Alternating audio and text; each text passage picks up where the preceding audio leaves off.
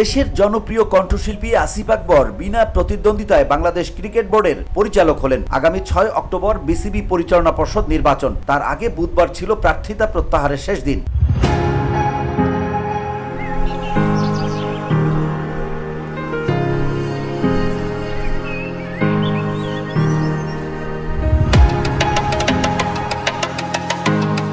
দুপুর 12টা পর্যন্ত ছিল মনোনয়ন প্রত্যাহারের শেষ সময়। এর মধ্যে তামিম ইকবাল সহ 16 জন পরিচালক প্রার্থী নির্বাচন থেকে সরে দাঁড়িয়েছেন।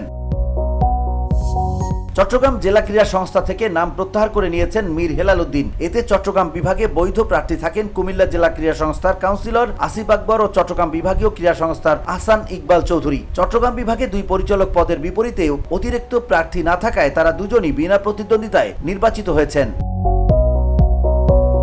চট্টগ্রাম বিভাগ থেকে 4টি মনোনয়ন জমা পড়েছিল। যাচাই বাছাইয়ে চাঁদপুরের শওকতের মনোনয়ন বাতিল হয়। এটি মনোনয়ন বৈধ হওয়ার পর আজ একজন প্রত্যাহার করায় এই বিভাগে ভোটাভুটির প্রয়োজন নেই। গত 3 মেয়াদে বিসিবির এই বিভাগে পরিচালক ছিলেন আকরাম খান ও আজম নাসির।